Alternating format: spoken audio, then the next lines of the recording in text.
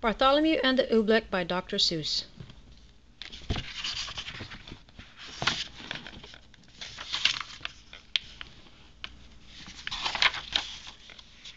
They still talk about it in the kingdom of Did, as the year the king got angry with the sky. And they still talk about the page boy, Bartholomew Cubbins. If it hadn't been for Bartholomew Cubbins, that king and that sky would have wrecked that little kingdom. Bartholomew had seen the king get angry many, many times before. But that year, when His Majesty started growling at the sky, Bartholomew Cubbins just didn't know what to make of it. Yet all that year the old king did it. All year long he stared up into the air above his kingdom, muttering and sputtering through his royal whiskers. "Humph! The things that come down from my sky!" All spring when the rain came down, he growled at that. All summer when sunshine came down, he growled at that. All autumn when the fog came down, he growled at that.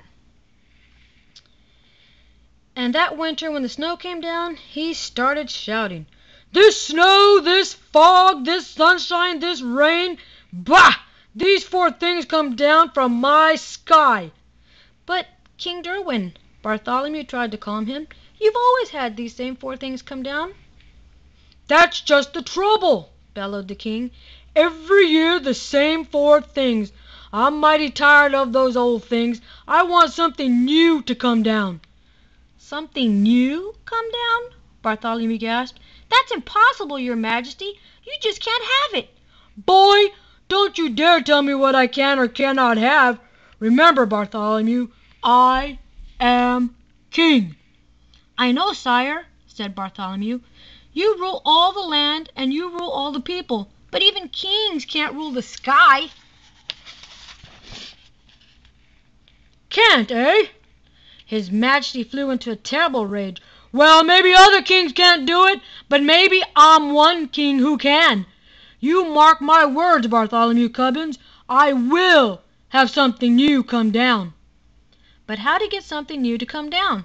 That was rather hard to think up, and for many days the old king stomped around trying to figure out some way to do it. Then finally, late one night when all the lords and ladies of the palace were fast asleep, just as the king was buttoning his royal nightshirt, he suddenly stopped still. A strange wild light began to shine in his gray-green eyes. "Why, of course," he began laughing, "they can do it for me! Bartholomew Cubbins, blow my secret whistle! Quick, call my royal magicians!" "Your magicians, Your Majesty?" Bartholomew shivered. "Oh no, Your Majesty, don't call them." "Hold your tongue, Bartholomew Cubbins! You do as I command you. Blow my secret whistle." "Yes, sire." Bartholomew bowed. "But, Your Majesty, I still think that you may be very sorry."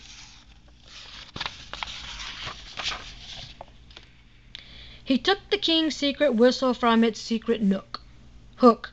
He blew a long, low blast down the king's back secret stairway, and a moment later he heard them coming up from their musty hole beneath the dungeon, up the empty midnight tunnel to the royal bedchamber tower, came the magicians on their padded, shuffling feet. Up and right into the room they came chanting, "Shuffle, duffle, muzzle, muff, fista, wista, Mr. Cuff. We are men of groans and howls, mystic men who eat boiled owls. Tell us what you wish, O king, our magic can do anything." "I wish," spoke the king, "to have you make something fall from my skies that no other kingdom has ever had before. What can you do? What will you make?"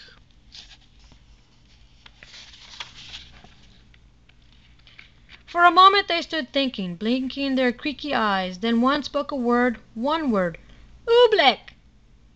"Oobleck?" said the king. "What will it look like?" "Won't look like rain, won't look like snow, won't look like fog, that's all we know. We just can't tell you any more. We've never made oobleck before." They bowed. They started toward the door. "We go now to our secret cave on mystic mountain Nicotave. There all night long we'll work for you, and you'll have your oobleck when we're through." "They'll do something crazy," whispered Bartholomew. "Call them back, your Majesty! Stop them!" "Stop them? Not for $1,000,000 chuckled the king. "Why, I'll be the mightiest man that ever lived. Just think of it! Tomorrow I'm going to have oobleck." It took Bartholomew a long time to get the excited king to sleep that night, but there was no sleep for Bartholomew, the page boy. All night long he stood in the king's window, staring out at the mystic mountain Nekotave. Somewhere up there, Bartholomew knew, the magicians were working their terrible magic.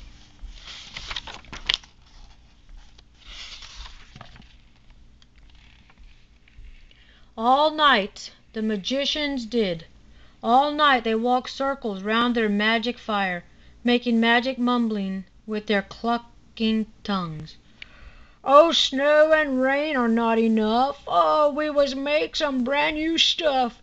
So feed the fire with wet mouse hair, burn an onion, burn a chair, burn a whisker from your chin, and burn a long sour lizard skin. Burn yellow twigs and burn red rust, and burn a stocking full of dust. Make magic smoke, green, thick, and hot. It sure smells dreadful, does it not? That means the smoke is now just right, so quick before the day gets light. Go, magic smoke, go high, go high, go rise into the kingdom's sky. Go make the oobleck tumble down on every street in every town. Go make the wondrous oobleck fall. Oh, bring down oobleck on us all." Dawn was just breaking, and Bartholomew was still standing, trembling, watching at the bedchamber window. But now, as the sun rose, Bartholomew smiled. Those silly magicians hadn't done a thing. Then suddenly Bartholomew Cubbon stopped smiling. Was he seeing things? No. There was something strange up in the sky. At first it seemed like a little greenish cloud, just a wisp of greenish steam, but now it was coming lower, closer, down toward the fields and farms and houses of the sleeping little kingdom. It was swirling around the topmost turrets of the palace. Tiny little green specks were shimmering in the air right over his head. Queer little greenish blobs just about the size of grape seeds. He stretched out his hand. He started to catch one. Then he pulled his hand back. There was something frightening about those blobs. Bartholomew slammed the window shut. "Wake up, your Majesty!" he shouted. "Your oobleck! It's falling!" The king sprang out of his royal bed. "By my royal whiskers, it is!" he cried. "Oh, that beautiful oobleck! And it's mine, all mine!" "I don't like the looks of those blobs, sire," said Bartholomew. "They're coming down now as big as greenish peanuts." "The bigger the better," laughed the king. "Oh, what a day! I'm going to make it a holiday. I want every man, woman, and child in my kingdom to go out and dance in my glorious oobleck." "Out in that stuff?" asked Bartholomew. "Do you really think it's safe, sire?" "Stop asking foolish questions," snapped the king. "Boy, you run to my royal bell tower. Make my royal bell ringer. Tell him to ring the great holiday bell." For a moment Bartholomew Cubbins didn't move. "Run!" barked the king. Bartholomew ran.